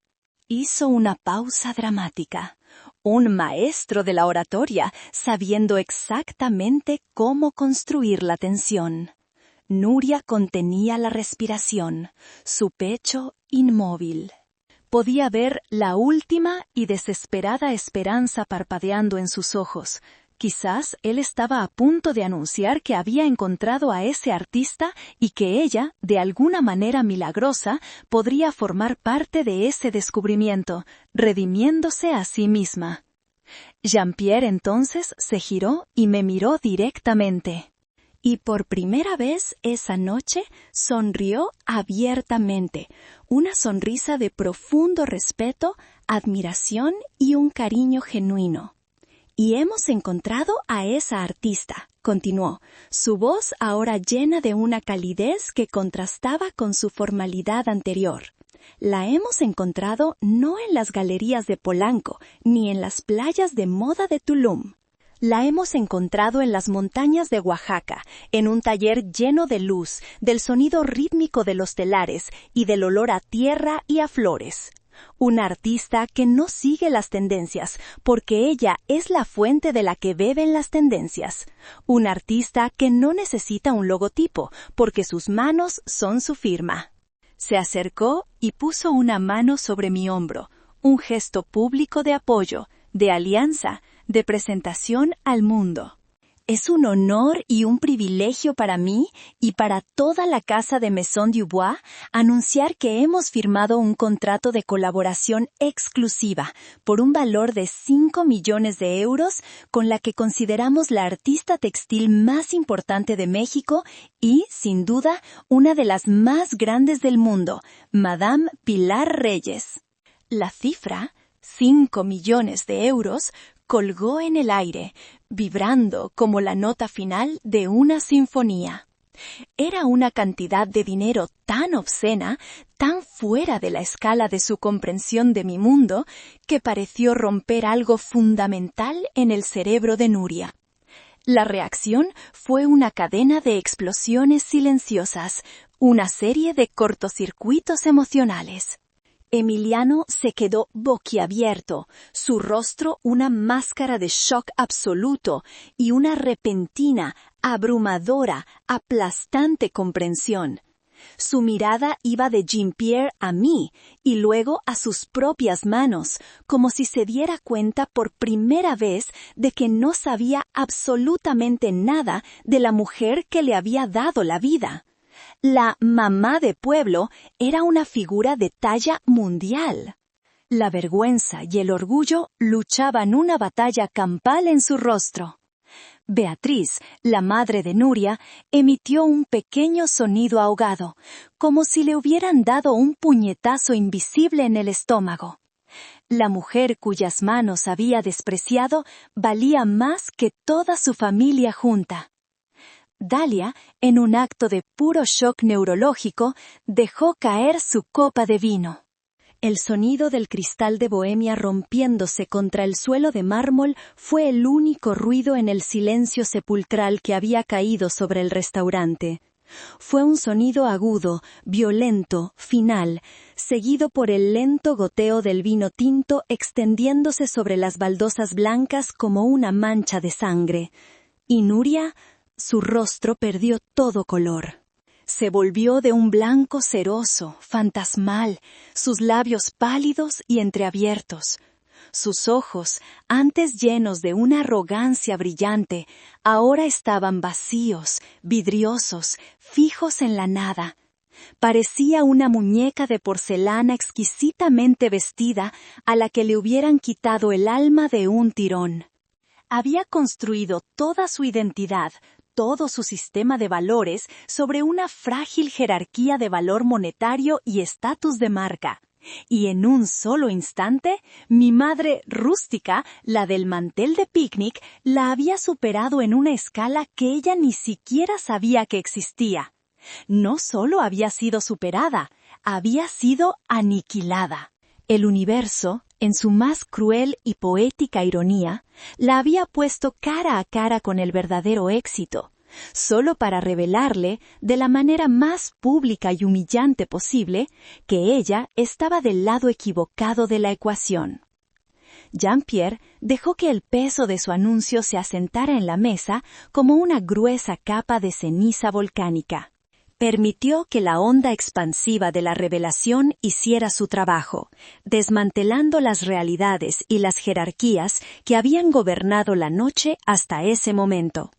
Luego, con una frialdad quirúrgica, se giró para dirigirse a Nuria por primera y última vez. Ya no era el caballero encantador ni el amigo leal, era el formidable CEO que había construido y protegido un imperio multimillonario. «Señorita de León», dijo, y su tono, desprovisto de toda emoción, hizo que Nuria se encogiera físicamente en su asiento. Al principio de la noche, si no recuerdo mal, mencionó su interés en manejar la campaña de relaciones públicas para esta importante colaboración. De hecho, debo admitir que su agencia estaba en nuestra lista inicial de consideración. Su trabajo en el mercado mexicano es conocido por ser agresivo. Una chispa de esperanza, diminuta, patética y completamente irracional, apareció en los ojos vidriosos de Nuria. ¿Era posible una redención? ¿Podía, de alguna manera milagrosa, salvar algo de los escombros de su propia creación? Jean-Pierre, con una precisión cruel, extinguió esa chispa con su siguiente frase. Sin embargo, continuó, su voz cortante como el hielo, la casa de Maison Dubois se basa en un principio fundamental, uno que es más importante que los márgenes de beneficio o la cuota de mercado. Ese principio es el respeto. Respeto por el arte en su forma más pura, respeto por la herencia cultural de la que nos nutrimos. Y sobre todo, respeto incondicional por nuestros colaboradores, que son el alma de nuestra casa. La miró directamente. Sus ojos azules ahora eran 2 trozos de hielo. Esta noche usted ha demostrado una falta de respeto tan profunda, una ignorancia tan abismal, disfrazada de sofisticación, que me resulta francamente ofensiva. No solo a nivel personal, sino a nivel profesional. Su voz bajó, volviéndose aún más letal en su quietud. Cualquiera que no pueda reconocer el genio cuando lo tiene sentado enfrente, simplemente porque no viene envuelto en una etiqueta europea que pueda reconocer, no tiene la visión, ni la sensibilidad, ni la inteligencia para representar a nuestra marca. Alguien que confunde el valor con el precio es, en última instancia, un mal negocio. Cada palabra era un clavo martillado en el ataúd de su carrera, al menos en lo que respecta al mundo del lujo internacional. Así que, para ser perfectamente claro, concluyó, su tono final y sin apelación, su agencia ya no está siendo considerada. De hecho, me aseguraré personalmente de que el nombre de León PR sea eliminado de cualquier lista de proveedores potenciales para nuestra empresa y sus filiales en todo el mundo. Nuestra conversación, tanto la de esta noche como cualquier otra futura, ha terminado. Le deseo suerte en sus futuros proyectos. Sospecho que la necesitará. El verdicto había sido dictado. No era solo una humillación social frente a sus amigas y su prometido. Era una ejecución profesional, llevada a cabo con la precisión de un verdugo experto. Ante el hombre que más admiraba, Nuria había perdido no solo la compostura, no solo a su prometido, sino la oportunidad de su vida. El castillo de naipes que había construido con tanto esmero, con tanta energía y ambición, se había derrumbado con un solo soplo de verdad. Se quedó allí sentada, inmóvil, incapaz de hablar, incapaz de moverse. La reina de la mesa se había convertido en una paria. La anfitriona se había convertido en un fantasma en su propia y desastrosa fiesta. Yo no sentí triunfo, no sentí una oleada de alegría vengativa, solo sentí un profundo y agotador cansancio y una inmensa tristeza. La tristeza por la fealdad que los humanos son capaces de infligir por inseguridad. Y la tristeza por una joven que había aprendido de la manera más dura y pública posible que el mundo era mucho más grande, más complejo y mucho menos indulgente de lo que su pequeña y brillante jaula de oro le había permitido ver. Con el veredicto de Jean-Pierre todavía resonando en el aire cargado, me puse de pie. Alicé mi huipil, el tejido de seda y plata sintiéndose fresco y tranquilizador contra mi piel, una armadura que había resistido la batalla. La tormenta había pasado, y yo era la única que quedaba de pie, no porque fuera más fuerte, sino porque mis cimientos eran más profundos. Mi mirada se posó en mi hijo. Emiliano me miraba con una expresión que nunca antes había visto en él, una que nunca olvidaría. Era una mezcla de asombro, remordimiento y una profunda, profunda vergüenza. Por primera vez en muchos años sentí que me veía de verdad, no como mamá, no como esa figura familiar y reconfortante que siempre estaba ahí, un paisaje que se daba por sentado. Me veía como Pilar Reyes, una mujer completa, con una vida, un mundo y una fuerza que él apenas había vislumbrado. En sus ojos vi el doloroso amanecer de la comprensión, la realización de cuánto se había perdido, de cuán ciego había sido. No le dije una palabra. Cualquier palabra mía en ese momento habría sido superflua, o peor, condescendiente. Sabía que nuestro momento llegaría, que tendríamos que hablar, que sanar.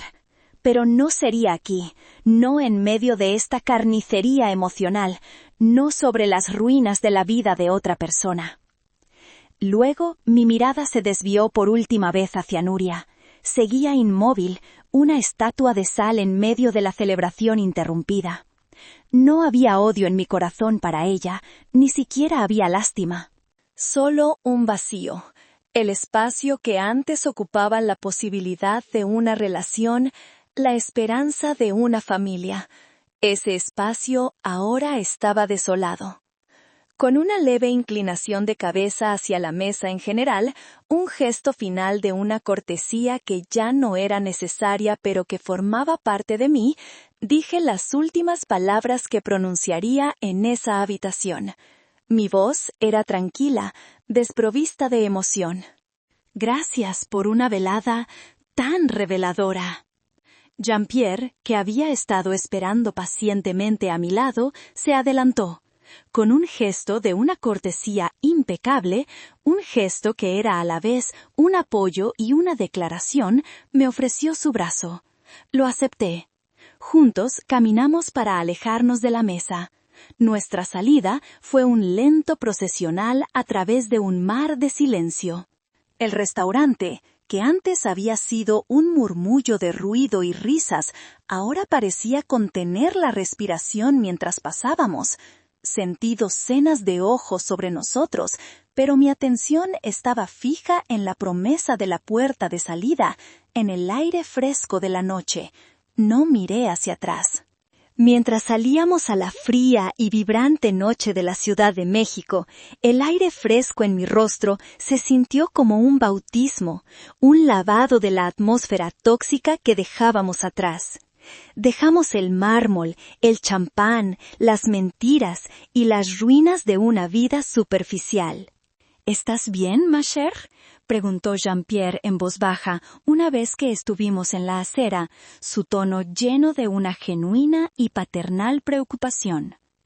Miré hacia el cielo nocturno, un lienzo oscuro salpicado de las pocas estrellas que la contaminación lumínica de la ciudad permitía ver. «Estoy mejor que bien, Jean-Pierre», respondí, y me di cuenta, con una oleada de sorpresa, de que era la verdad más absoluta. Estoy libre. Había entrado en ese restaurante como la madre de Emiliano, la artesana de Oaxaca, la vieja rústica a la que había que tolerar.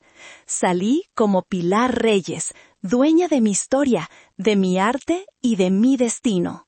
La reina había abandonado el tablero de ajedrez, no porque hubiera perdido, sino porque finalmente se había dado cuenta de que el juego, con sus reglas mezquinas y sus premios vacíos, era demasiado pequeño para ella. Pasaron 3 días. 3 días de un silencio denso y cargado de significado. No llamé a Emiliano, y él no me llamó a mí. Era un espacio necesario, un vacío que ambos sabíamos que debía existir antes de que algo nuevo pudiera crecer. Sabía que necesitaba tiempo para procesar la demolición no solo de su compromiso, sino de su propia realidad. Pasé esos días en mi santuario, mi taller.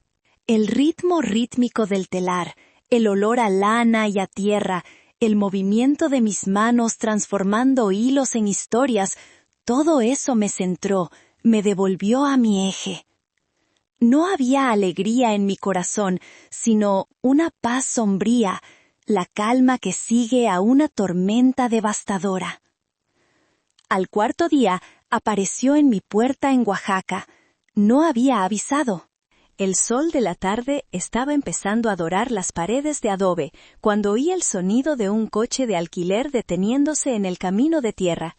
Me asomé por la ventana y allí estaba él, de pie junto al coche, con una pequeña maleta en la mano y el peso del mundo sobre sus hombros. Estaba más delgado de lo que recordaba de hacía apenas unos días, y había unas ojeras oscuras y violáceas bajo sus ojos que hablaban de noches de insomnio. Caminé lentamente hacia la puerta y la abrí. No le pregunté «¿Qué haces aquí?». La pregunta era innecesaria. Simplemente me hice a un lado y lo dejé entrar en la casa donde había crecido. Dejó la maleta junto a la entrada y sin decir una palabra, caminó directamente hacia el taller. Se sentó en el pequeño banco de madera donde solía sentarse de niño, con las rodillas pegadas al pecho, observándome trabajar durante horas. Durante casi una hora, el único sonido fue el golpeteo de la lanzadera, el suave crujido de los hilos tensándose, el canto de las cigarras afuera. El silencio entre nosotros no era incómodo, era un espacio sagrado, una tierra en barbecho esperando ser sembrada de nuevo con palabras honestas. Finalmente habló, su voz ronca por el desuso. Rompí el compromiso. Asentí sin dejar de mirar mi trabajo. Lo sé. Levantó la vista y vi sus ojos llenos de un dolor y una confusión que me partieron el alma. Mamá, yo lo siento tanto. Fui un ciego, un idiota, un cobarde. Dejé que su mundo, su brillo, me deslumbrara tanto que me olvidé de quién era yo, de dónde vengo. Me olvidé de quién eres tú. Dejé mi trabajo, la lanzadera descansando en medio del tejido. Me acerqué y me senté frente a él, en un pequeño taburete. Tomé sus manos entre las mías. Eran las manos de un arquitecto, cuidadas, con dedos largos y hábiles, tan diferentes de las mías. Yo también lo siento, hijo, dije en voz baja, y la sorpresa genuina en su rostro me dijo que no esperaba esas palabras. Te oculté una parte enorme de mi vida por miedo. Miedo de que mi éxito te hiciera sentir menos. Miedo de que te alejaras de mí, de nuestras raíces. Debía haber confiado más en tu fuerza, en tu carácter, en tu capacidad para comprender. Al tratar de protegerte de mi mundo, te dejé vulnerable al de ella. Las lágrimas que había estado conteniendo con tanta fuerza finalmente brotaron de sus ojos. No eran lágrimas de autocompasión, sino de una profunda y dolorosa catarsis. Pero todo lo que dijo sobre ti, que eras rústica, que jugabas con hilos, y yo no dije nada, me quedé allí sentado. Lo que dijo Nuria no tiene nada que ver conmigo, Emiliano, le dije apretando sus manos. Tiene que ver con ella, con sus miedos, con su propio vacío. No se puede construir una vida sobre cimientos tan frágiles. Ella lo aprendió esa noche. Hice una pausa, asegurándome de que me estuviera escuchando de verdad. Hijo, el dinero y el éxito son cosas que van y vienen. Son herramientas, nada más. Pero el respeto por quiénes somos y de dónde venimos, eso es lo único que realmente poseemos. Es nuestro verdadero hogar. Temí que mi mundo te alejara de mí, y al hacerlo, casi permito que el mundo de otra persona te robara tu esencia, tu hogar interior. Se derrumbó entonces, apoyando su cabeza en mi regazo, y lloró. Lloró por su amor perdido, un amor que ahora veía que había sido una ilusión. Lloró por su ceguera, por su cobardía, por la profunda vergüenza de no haber defendido a su propia madre. Y yo lo acuné, acariciando su cabello, como había hecho tantas veces cuando era un niño con las rodillas raspadas. Pero esta vez la herida era mucho más profunda, y sabía que la cicatriz duraría para siempre. Nuestra relación no volvió a ser la misma después de ese día. Se hizo infinitamente más fuerte. Se reconstruyó no sobre el amor incondicional, pero a menudo ciego de una madre por su hijo, sino sobre una base de honestidad brutal y un respeto mutuo recién descubierto. Por primera vez me preguntó sobre mis viajes, mis contratos, mis desafíos. Y yo, por primera vez, le conté todo, sin atenuar mis éxitos ni mis fracasos. El puente colgante entre nuestros dos mundos, que había oscilado tan peligrosamente, se había derrumbado, sí. Pero en su lugar, con las manos y el corazón, comenzamos a construir un puente de piedra, sólido y duradero, juntos. 6 meses después, París estaba envuelta en el resplandor dorado y melancólico del otoño. Las hojas de los plátanos, grandes como manos abiertas, formaban una alfombra crujiente sobre las aceras del Jardin du Luxembourg. El aire estaba impregnado del aroma a castañas asadas y a crepes calientes, y de una energía vibrante y electrizante. Era la semana de la moda, y la ciudad era un hervidero de creatividad, belleza y una ambición casi palpable. La colección Maison Dubois X Pilar Reyes, titulada El hilo de la memoria, había debutado la noche anterior en una presentación íntima y reverencial en el Musée des Arts Decorativos, en un ala del Louvre. Había sido un triunfo, no solo comercial, sino crítico. Los editores y críticos de moda, generalmente cínicos y difíciles de impresionar, se habían quedado sin palabras. Las reseñas de la mañana hablaban de una fusión sublime de la herencia ancestral y la vanguardia parisina, de una colección que no es moda, sino arte portátil, de una lección magistral sobre la autenticidad en la era de la producción en masa. La edición europea de Vogue me dedicó su portada digital, no en la sección de artesanías del mundo o tendencias étnicas, sino simplemente como La Visionaria, una fotografía en blanco y negro, austera y poderosa, de mi rostro y mis manos, sin adornos, sin disculpas. Mi vida había cambiado de formas que aún estaba procesando. Las entrevistas con publicaciones que antes solo hojeaba, las cenas con artistas y diseñadores que admiraba desde lejos, el reconocimiento repentino en las calles de París, era abrumador, pero también extrañamente natural. Era como si, después de una vida de usar ropa hecha a medida para otros, finalmente me hubiera puesto un vestido que me quedaba perfecto. Emiliano estaba allí conmigo.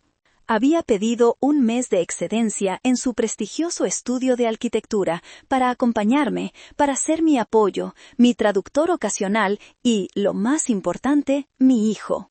Se movía por este nuevo y deslumbrante mundo con una gracia y una seguridad que me llenaban de un orgullo feroz. Se había convertido en el guardián de mi historia. Lo escuchaba explicar a periodistas y compradores la complejidad de las técnicas de teñido, el simbolismo de los patrones zapotecos, la importancia de la cooperativa en Oaxaca.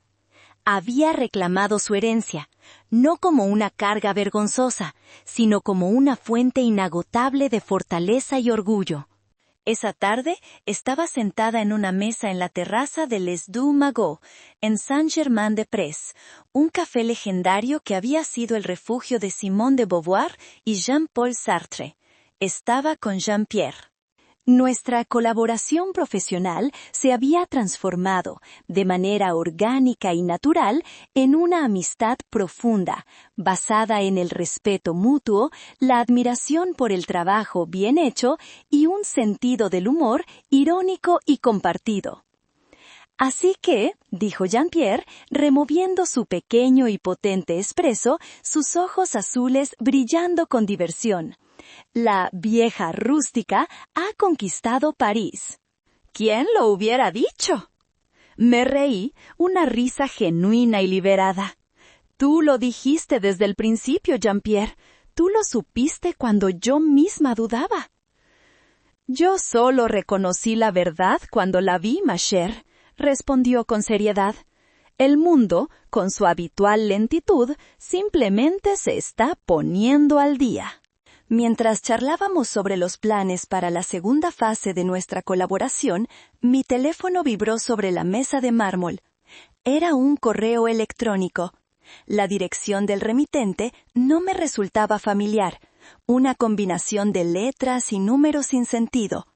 Pero el asunto, escrito en un español escueto y directo, hizo que mi corazón diera un vuelco y se detuviera por un instante. Decía: una disculpa tardía. Era de Nuria. Miré a Jean-Pierre, el teléfono pesado como una piedra en mi mano. Él notó el cambio en mi expresión. ¿Buenas noticias? No estoy segura, respondí, mi dedo flotando sobre la pantalla, librando una pequeña batalla interna.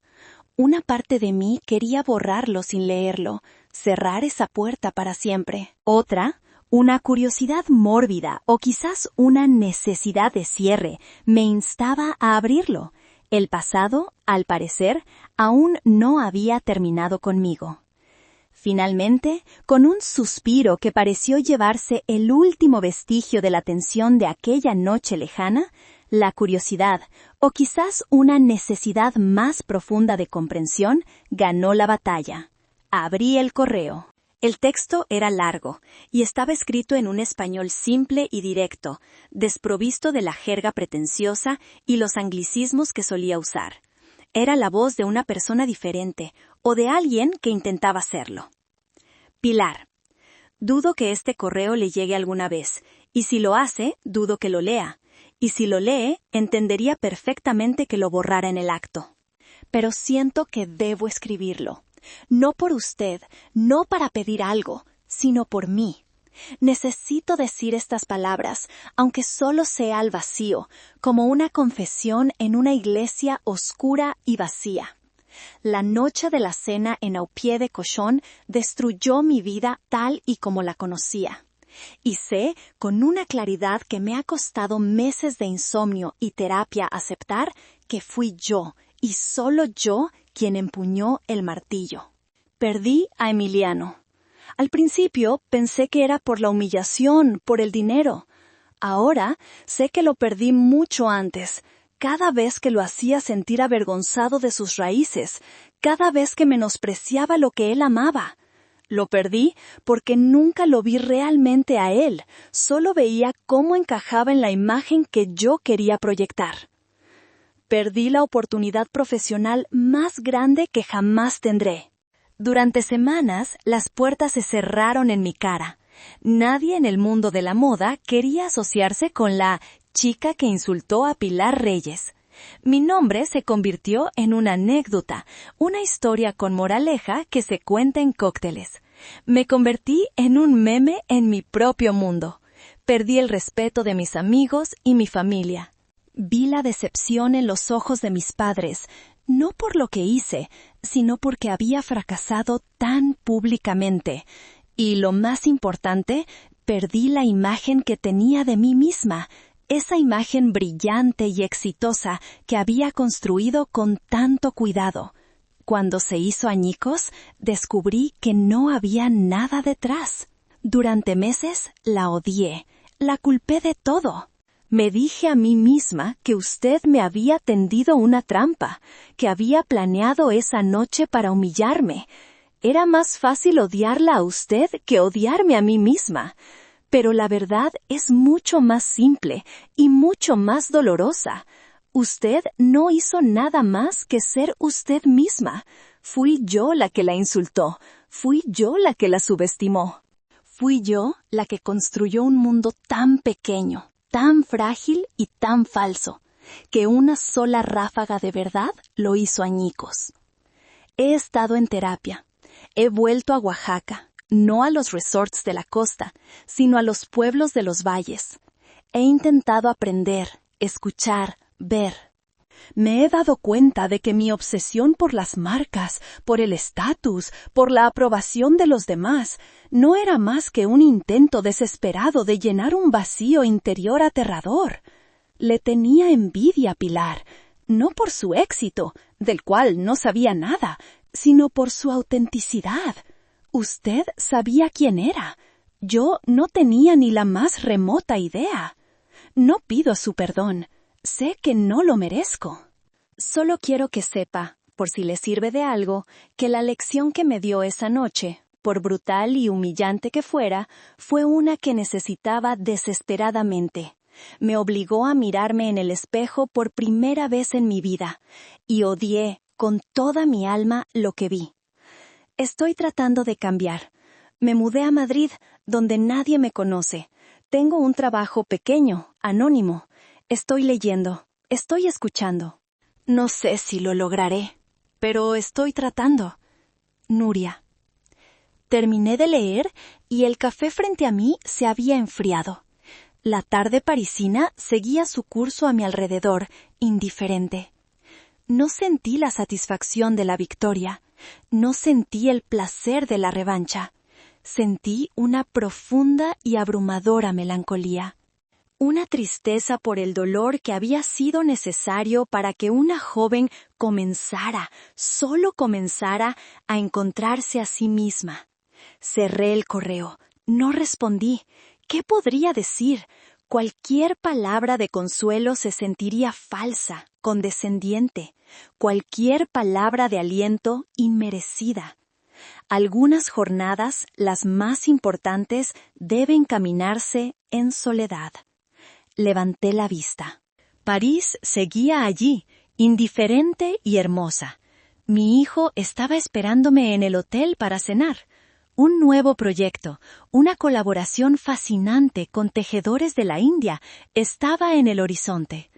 Mi vida estaba llena, rica, vibrante de propósito. Y sin embargo, esa pregunta, esa última hebra suelta, permanecía en el aire, suspendida. ¿Hice lo correcto al no responderle? A veces el silencio es la lección más poderosa, la única respuesta posible ante un abismo.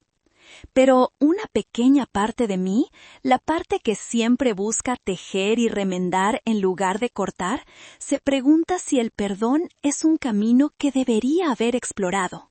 ¿Ustedes qué hubieran hecho en mi lugar?